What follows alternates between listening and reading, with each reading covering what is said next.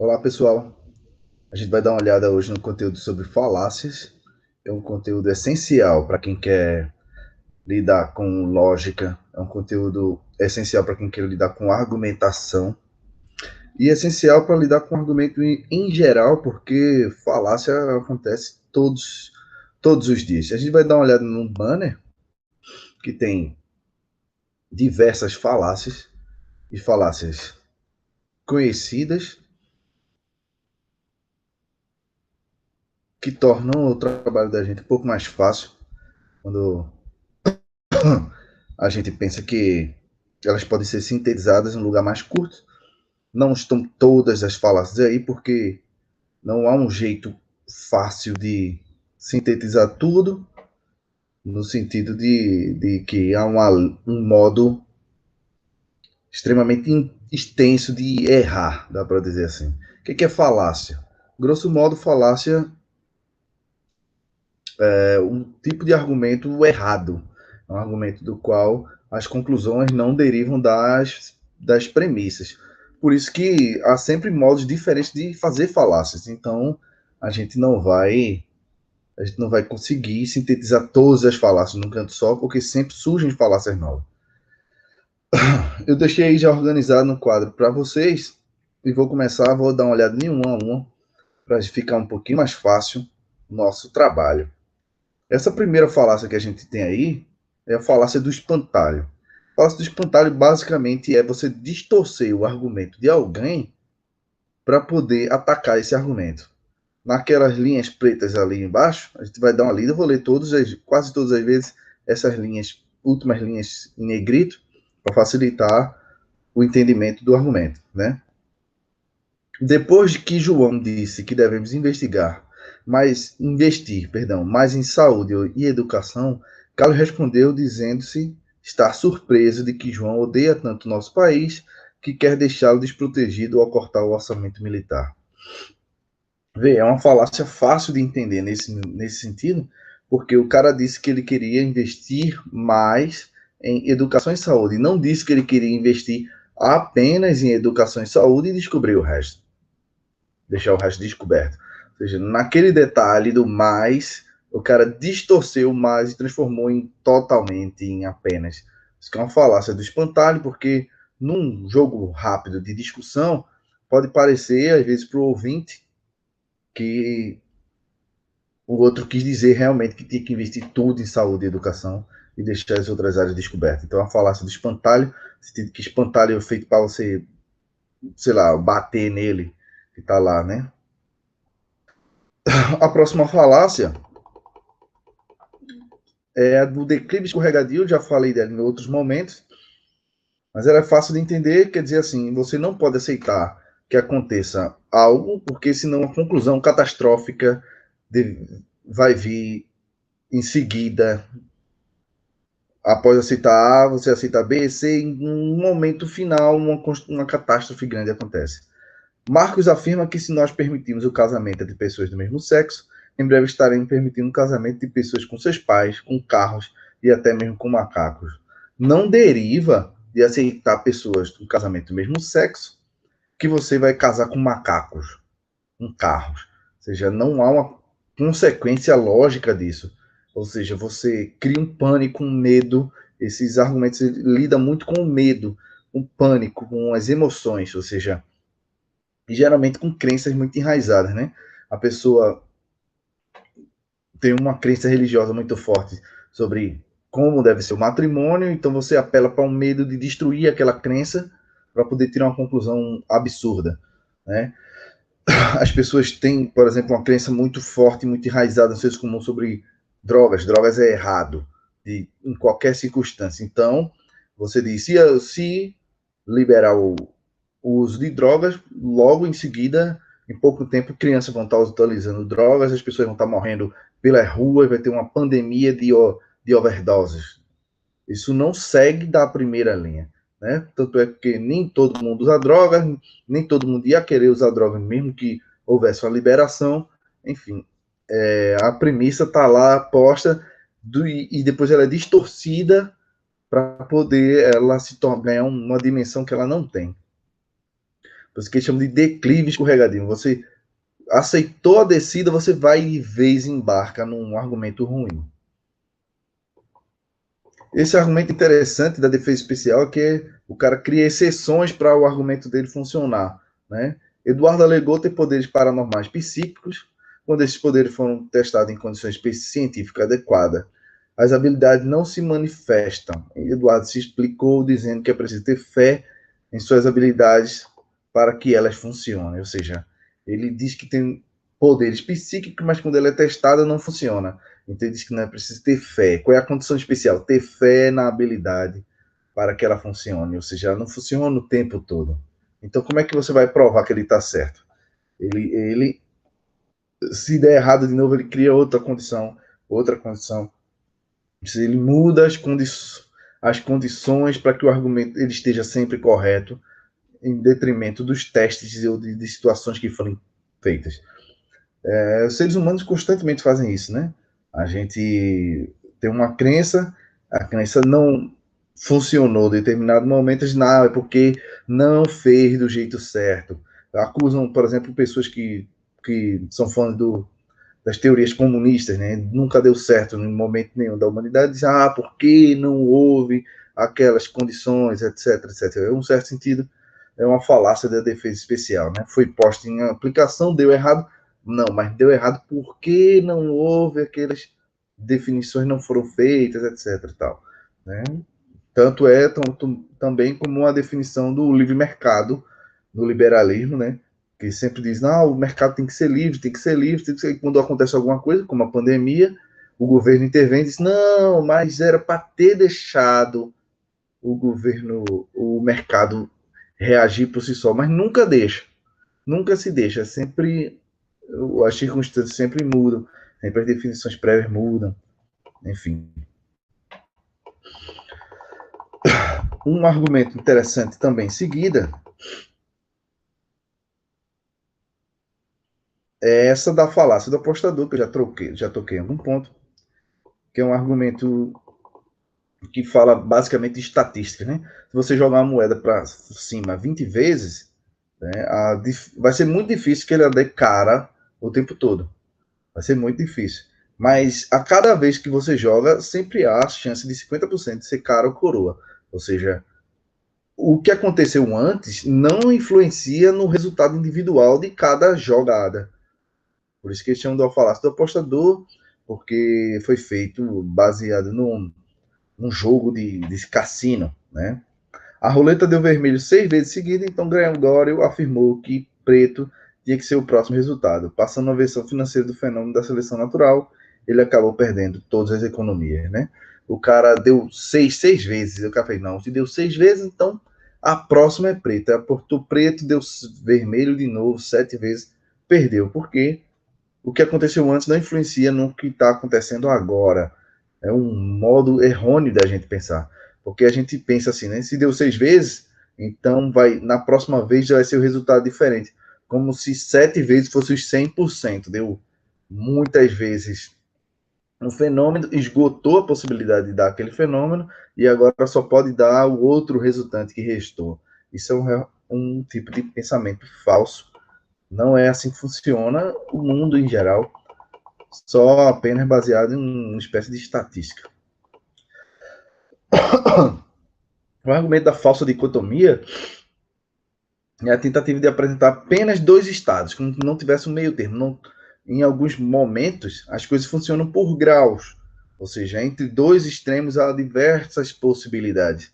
E o argumento da falsa dicotomia é dizer que só há duas, né?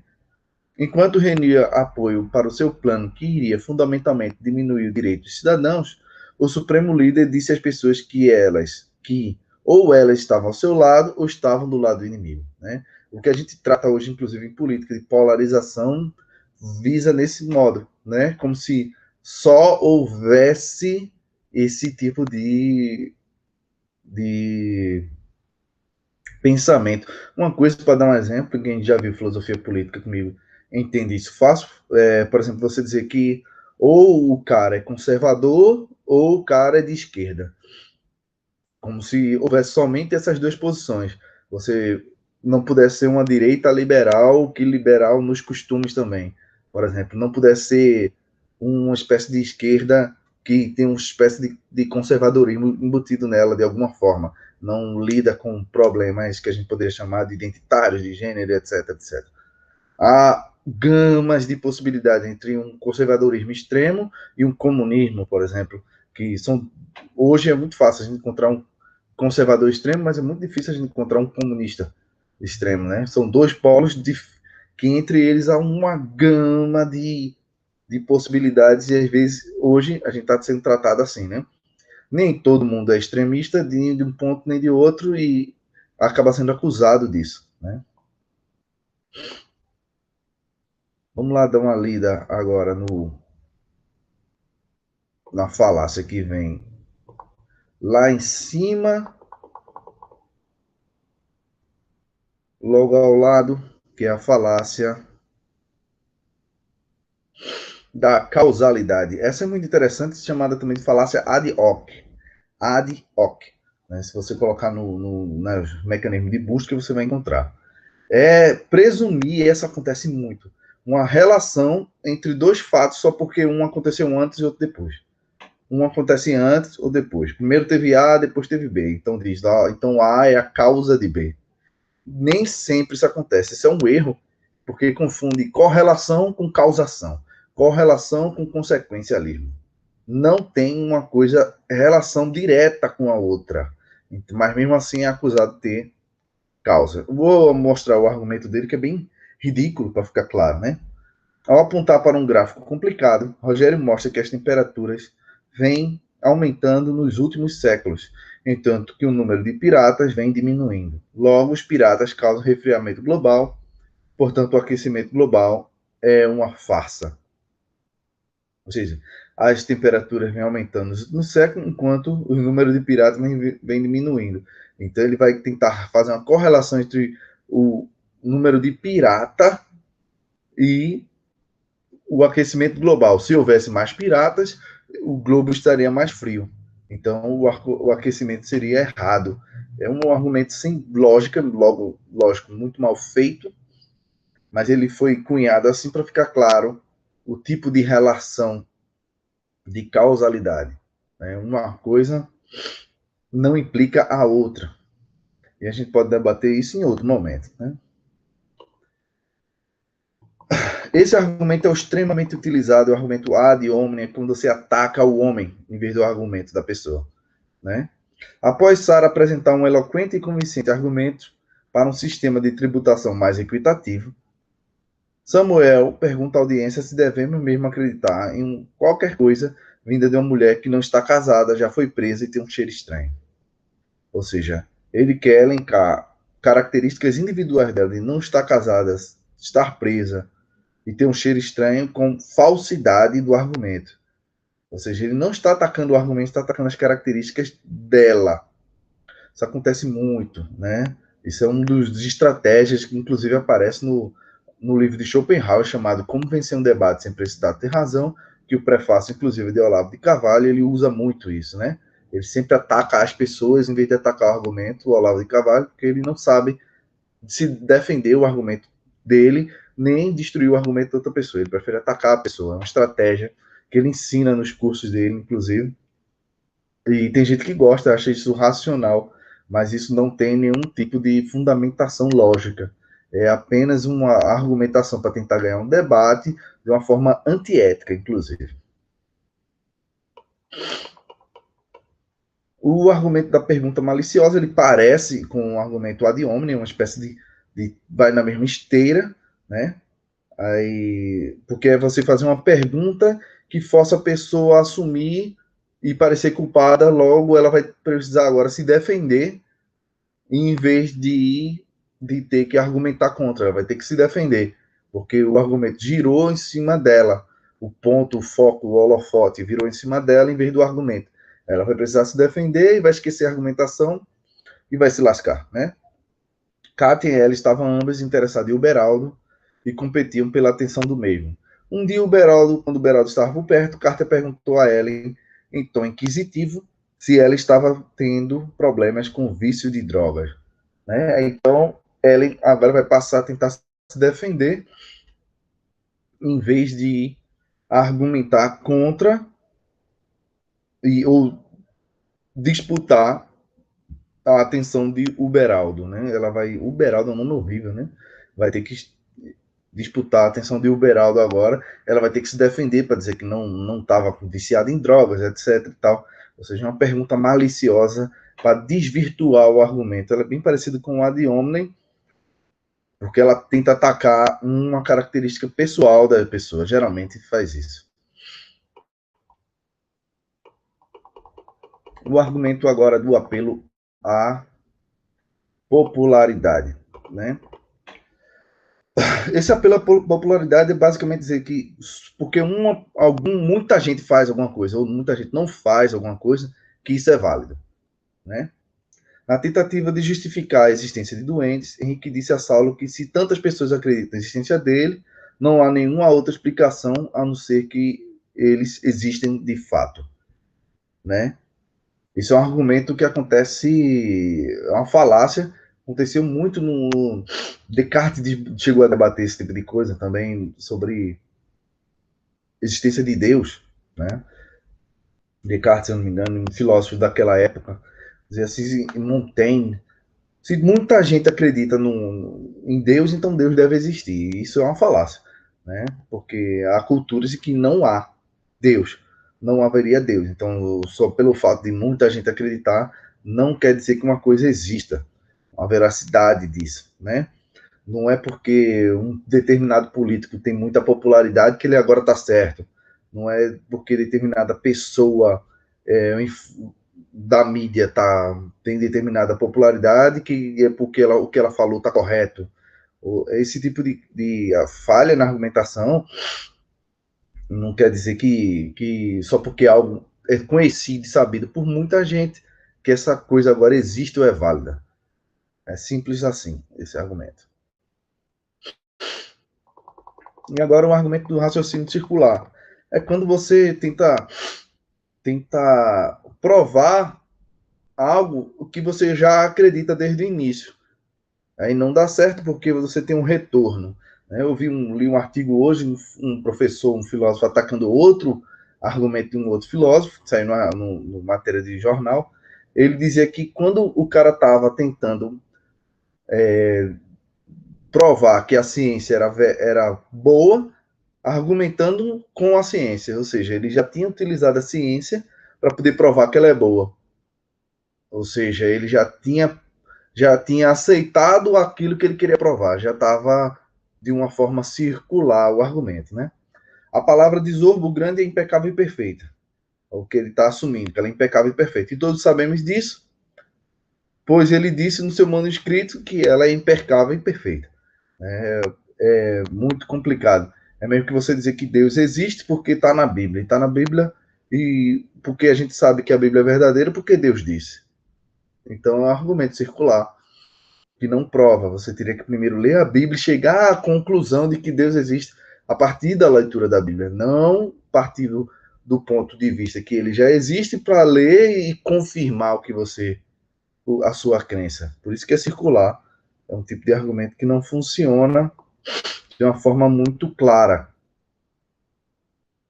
Entendeu? Vamos lá, vamos partir para o próximo argumento. Deixa eu ver se ele está aqui. Ele não é aqui, ele é aqui mais embaixo. Aqui é a parte da figura.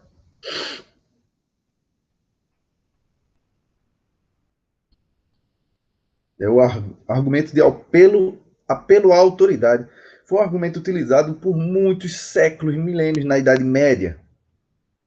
Era basicamente na Idade Média era praticamente dizer porque Aristóteles disse estava correto, porque está na Bíblia está correto, né? Não havia uma espécie de defesa realmente do argumento, mas a galera se baseava no que Aristóteles já tinha falado, pegava frases, elementos dele e agora tentava justificar determinado ponto de vista. Acontece também de uma forma assim, né?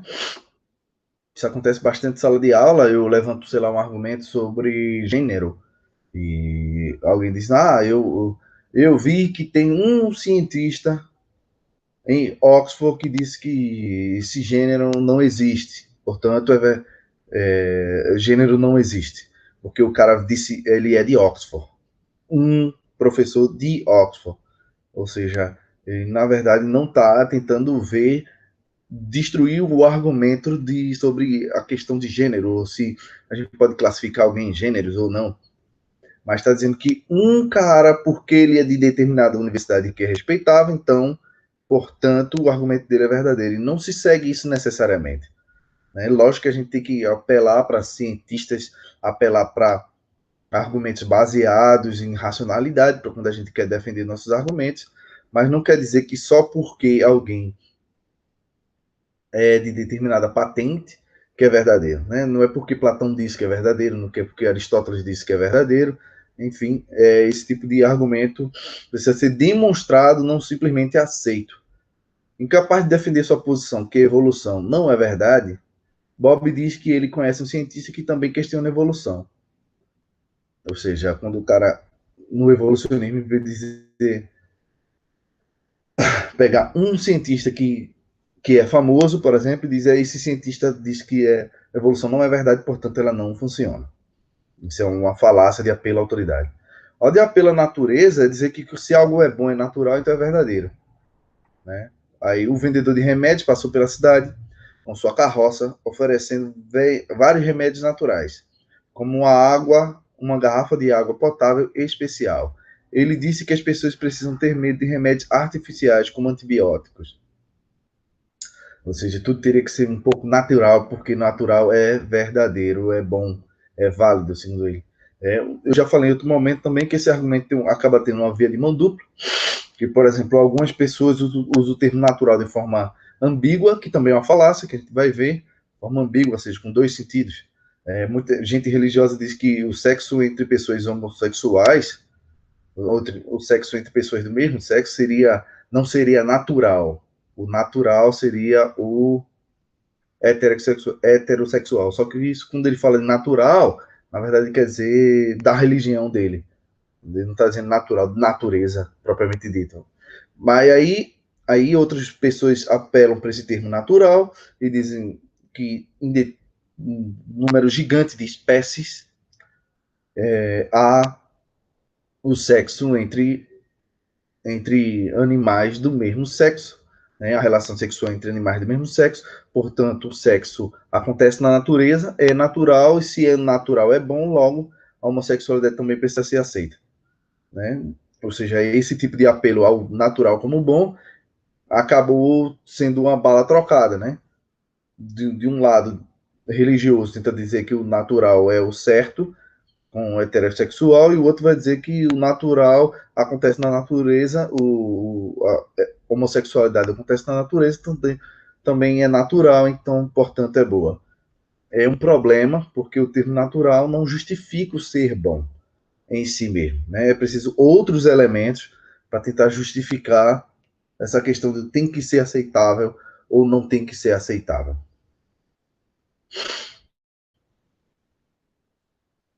E aí a gente vai olhar agora qual é o argumento. Bom, aqui ao lado é a falácia da composição. Deixa eu ver se não tem nada acima. Não tem. A falácia da composição. É quando ela diz que algo tem que se aplicar à parte ou ao todo. Né? Uma parte se aplica ao todo, perdão. Ou que um trecho do todo se aplica necessariamente às suas partes. Daniel é uma criança precoce e possui interesse por lógica. Ele raciocinou que os átomos são invisíveis e que ele é composto por átomos, logo invisível também. Ou seja, a pessoa tenta raciocinar que os átomos, né, têm a característica de ser invisível, ou não dá para ver a olho nu. Portanto, como a gente é composto por átomos, logo essa característica de não ser visível a olho nu seria uma característica do todo, que é nós, seres humanos, não seriam visíveis a olho nu. Isso é um erro lógico gigante, né? A gente não pode tratar alguns casos particulares, algumas características particulares, elas não passam para o todo. Porque quando você sai passando de graus, dá para dizer assim, de etapas, aquela característica deixa de existir e passa a ter uma outra configuração, né?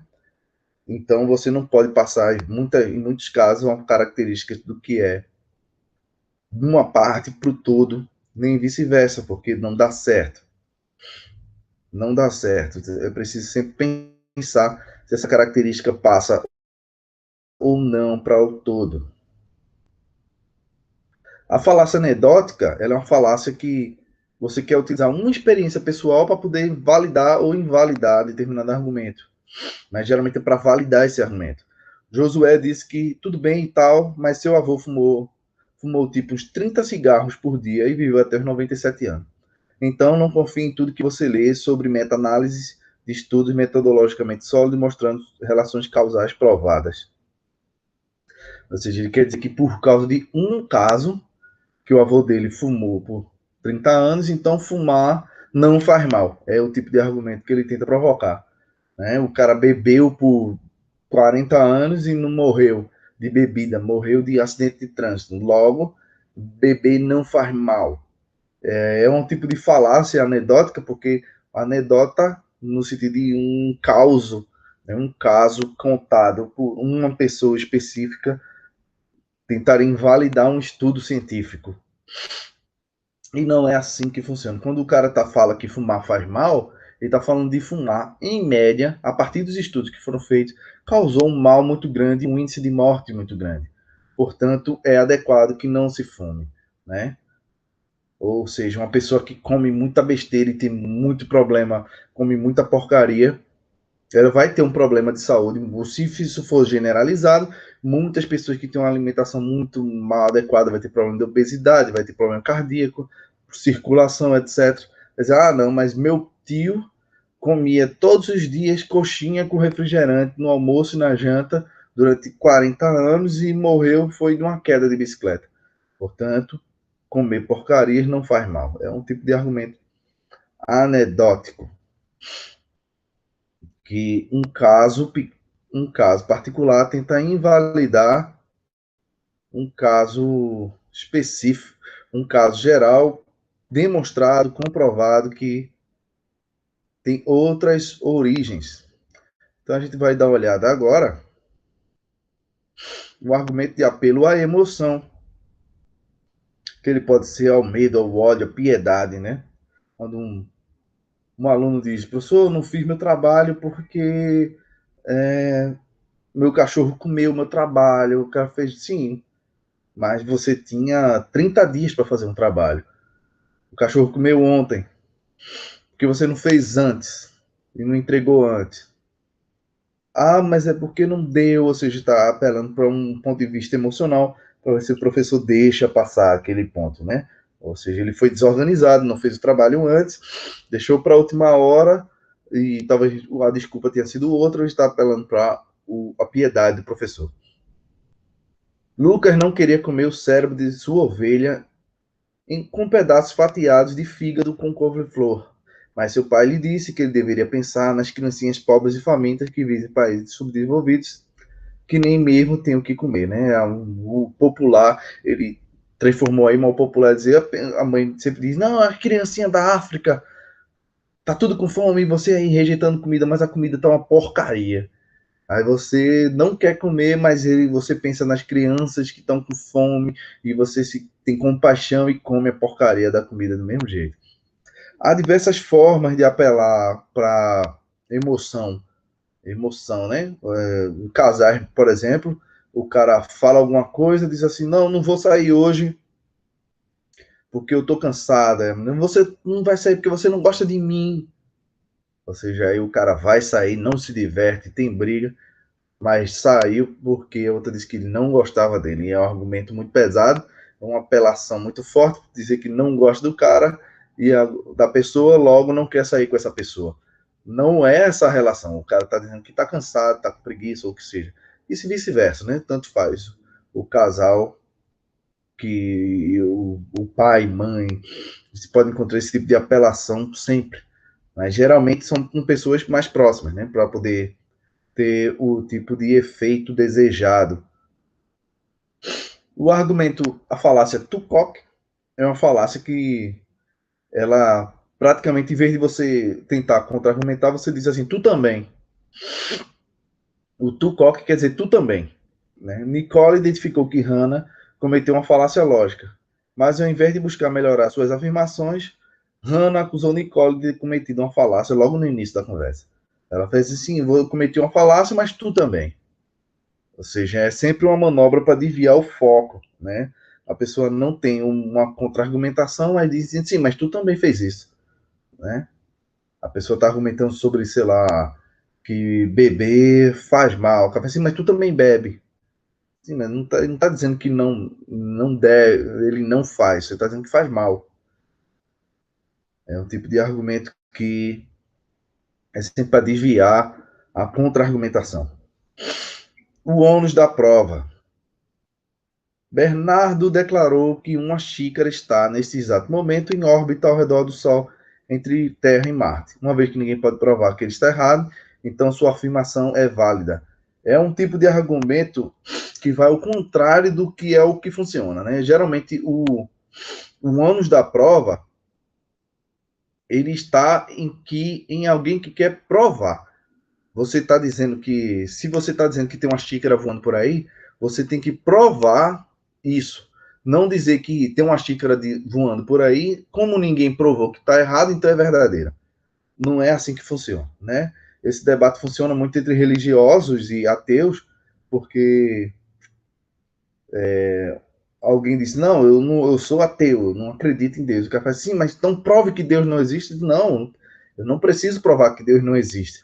É você que está dizendo que existe que precisa provar que existe. Eu não estou afirmando que nada existe, eu só estou dizendo que eu não acredito. Entende? Esse tipo de argumento é falso.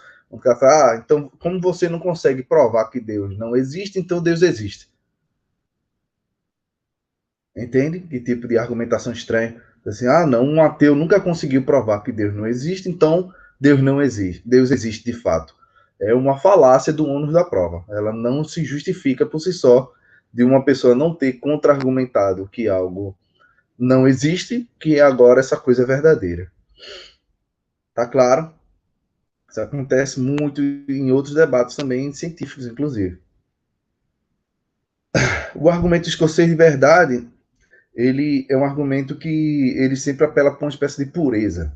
Como é que isso acontece? Né? Acontece muitas vezes com religiões também. Por exemplo, teve um caso da menina que foi abortar e os religiosos foram para a porta do hospital, tentaram invadir. Aí as pessoas dizem, um cristão de verdade nunca faria isso. É uma falácia, né? Porque é sempre você apelando para a pureza de determinados princípios. Aqueles eram cristãos e foram fazer aquilo que fizeram. Ou seja, você teria que assumir que dentre o grupo de cristãos existe alguns que fazem besteira. Não, aí você tenta excluir daquele grupo, fazer um recorte e dizer que há determinados cristãos puros que não fariam aquilo. É uma espécie de defesa especial também, porque se acontecer outra coisa, já vai diminuir o grupo até uma espécie de núcleo puro, né? Que nunca faria aquilo. Douglas declarou que escoceses não colocam açúcar em seu mingau. Então Adam informou que ele é escocês e coloca açúcar em seu mingau. Furioso como um verdadeiro escocês, Douglas grita que nenhum escocês de verdade coloca açúcar em seu mingau. Ou seja, é você dizer que determinadas características teriam que ser mantidas a qualquer custo. Uma pessoa de verdade daquele grupo nunca faria tal coisa. Mas acontece, né? Sempre há os que fazem algo que foge dessa pureza, portanto, e de qualquer forma continuam sendo daquele grupo.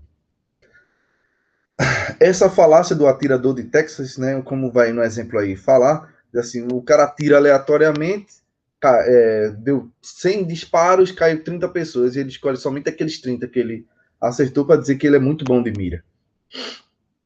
É mais ou menos isso o tipo de argumento, o atirador do Texas, né?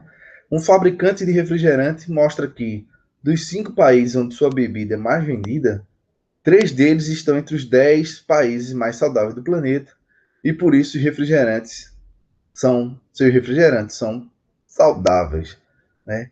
Ele mostra que veio a escolha que ele faz entre os 5 onde sua bebida é mais vendida, 3 deles estão entre os 10 mais saudáveis. Portanto, a bebida é saudável. Mas esses 5 países onde essa bebida é mais vendida, esses 3 que estão entre os 10 mais saudáveis, podem tomar justamente outras precauções para poder manter a população saudável. Por exemplo, mesmo que venda muito refrigerante, pessoas façam muita atividade física, tomem remédio, façam exames, enfim. Um monte de circunstâncias para manter a saúde das pessoas. Portanto, é uma falácia você fazer seleções para poder tentar provar que algo é bom ou ruim. Entende? Você modifica, você afunila para tentar provar que algo estava bom ou ruim. E vamos lá para a última fileira de argumentações. A gente já está aqui nela. Que é a falácia da falácia. Presumir que, porque uma afirmação foi mal argumentada ou uma falácia foi cometida, então a afirmação em si necessariamente está errada. Amanda cometeu a falácia do apelo à autoridade a justificar que devemos comer alimentos saudáveis, pois uma nutricionista famosa assim disse. A Alicia disse então que deveríamos, portanto, comer hambúrgueres duplos com bacon todos os dias, pois o argumento de Amanda é falacioso. Ou seja, o que a Amanda queria provar é que devemos comer comida saudável. Só que qual foi a forma que ela argumentou? Ela se argumentou errado. Ela argumentou que uma nutricionista disse, então tem que ser. Logo, a sua opositora, Alicia, tenta agora demonstrar que o ponto de vista de Amanda está errado, que é comer saudável, comer alimento saudável é bom, só porque ela cometeu uma falácia, né? É uma falácia da falácia. Ela cometeu uma outra falácia dizendo que todos os dias devemos comer hambúrguer duplo com bacon, porque já que o argumento da outra é falacioso. Né? Em vez de você explorar o argumento do outro, você apenas demonstra que foi uma falácia e agora tenta provar qualquer coisa. É mais ou menos essa falácia da falácia. Né? Outra pessoa errou argumentativamente. Diz assim, eu vi que Drauzio Varela disse que fumar faz mal. Portanto, a gente não deveria fumar. Eu disse, seu argumento é um argumento de autoridade, é uma falácia. Então, a gente tem que fumar 20 cigarros por dia. Ou seja, é uma falácia que o outro cometeu em seguida. Uma falácia dentro de uma outra falácia. Né? Uma falácia de autoridade. Ele tenta agora demonstrar que está tudo inválido, ou seja, que fumar faz mal, e apela para uma outra falácia, dizendo que nós deveríamos fumar 20 cigarros por dia, já que o outro cara cometeu uma falácia argumentando. E a falácia agora da incredulidade pessoal. Quer dizer assim, se uma pessoa não entende um argumento ou não acredita nele, logo ele é falso. Porque ele é complexo, é difícil de entender. Né? Mateus explicou para Carlos como funciona a evolução biológica através da seleção natural. Com desdém, Carlos fez um desenho de um homem e um peixe e perguntou se Mateus realmente achava que éramos estúpidos o suficiente para acreditar que um peixe de alguma forma se transformou em um ser humano por meio de ações aleatórias acontecendo ao longo do tempo. Isso acontece muito, principalmente dessa parte do argumento da biologia, da seleção natural. Já ouvi de muito tipo, dizer, e por que os macacos não falam? O cara fez, bicho, mas não funciona assim. Mas eu não acho não, que tá certo isso aí, não, porque nunca vi um macaco falando, ou seja, o cara não entende como funciona, não quer argumentar, entender como funciona, logo o argumento tá errado. Isso acontece muito, muito, muito mesmo, né? Uma falácia de ambiguidade é quando você tenta utilizar um duplo sentido para uma palavra para poder distorcer aquilo que ele estava falando. O juiz perguntou ao réu por que ele tinha afirmado anteriormente nunca ter ligado para o empreiteiro, sendo que as provas mostravam a gravação de uma ligação. O réu então se justificou dizendo que tinha usado as palavras nunca liguei para ele, no sentido de nunca dei importância a ele, não no sentido de nunca telefonei para ele. Ou seja, o cara disse, não, como é que você disse que nunca ligou para o cara? Ele disse, não, nunca dei importância para ele. Ou seja, ele utilizou da ambiguidade da palavra ligar, que tem vários sentidos, né? Principalmente o ligar no sentido de telefonar e o sentido de dar importância a. E transformou aquilo que ele estava falando numa falácia. Isso acontece muito, muito. Falácia da ambiguidade, a gente sempre tem que estar atento ao uso preciso das palavras. Em filosofia, a gente sempre busca excluir ao máximo ambiguidades na nossa argumentação, nos textos escritos, no artigo, no livro, para que não ocorra justamente o mau entendimento de um termo e seja levado para um caminho falacioso, fique fácil de destruir um argumento. Então a gente vai ver agora a falácia genética ou de origem, que é justificar que algo é bom ou ruim por causa da pessoa de onde ele veio, da pessoa que está falando. Acusado no Jornal da Manhã de corrupção e aceitar propina, o senador disse que devemos todos ser muito cautelosos com as coisas que ouvimos da mídia, pois todos sabemos que a mídia não é confiável. Essa falácia sobre a mídia hoje está correndo muito, muito. E ela chega a ser ridículo, porque você vê uma hora um grupo defendendo determinada matéria em determinado jornal, e quando sai nesse mesmo jornal uma matéria contrária àquilo que ele pensa, diz, mas a gente não deve confiar nesse jornal não presta, a mídia tradicional não presta, esse termo que estão usando, né? A gente precisa de uma mídia alternativa, ou seja, toda vez que sai uma notícia que é desfavorável, a mídia não presta. Quando ela é favorável, ela presta. Essa ambiguidade da genética, da origem do falante acontece muito. E outra, né, a gente pode dizer que ficou famosa a frase também. Não, eu vi no Zap, eu vi no WhatsApp que chegou a matéria dizendo isso. É onde tem a origem do fake news, né? Ou seja, é dizer que se eu recebi algo no meu WhatsApp, no meu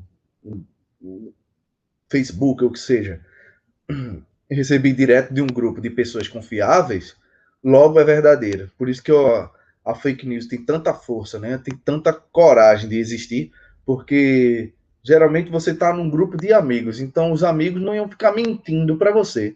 Eles compartilham a notícia, logo essa notícia deve ser verdadeira. É mais ou menos isso que é tomado na falácia de origem.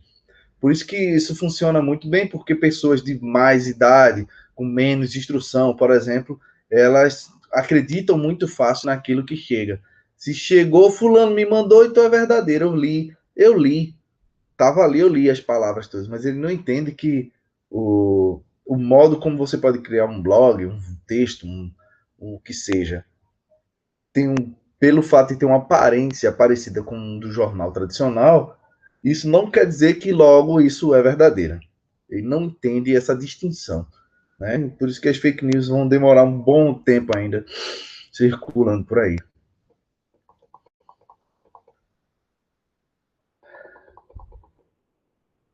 Essa falácia, ela tenta dizer que se tem dois extremos, o meio termo é que tem que ser o verdadeiro. André leu que o cientista Efigênio provou que vacinas causam autismo, mas também leu que o cientista Eustáquio provou que vacinas não causam autismo. André, então, concluiu que metade das vacinas causam autismo. Né? É como se entre dois extremos o meio termo fosse o sensato. É uma versão meio que aristotélica do meio termo, andar no caminho do meio para ser prudente, mas é uma tentativa que não averigua quais são os termos que estão sendo utilizados. Né? A mentira também pode ser ainda tá justamente no meio termo, né? Ser um lado verdadeiro, o outro lado falso. Então, o meio termo entre eles não necessariamente seria verdadeiro. Não tem como ser verdadeiro. Então, a gente acabou de olhar, vasculhou todos os termos aqui que a gente tinha das falácias, né? Sobre o banner que vocês têm acesso. A gente acabou de dar uma olhada sobre as falácias, né? Então, vocês fiquem por aí e mais tarde a gente trabalha um pouquinho como pensar esses problemas, quais são os exemplos para a gente utilizar sobre falácias. Até mais.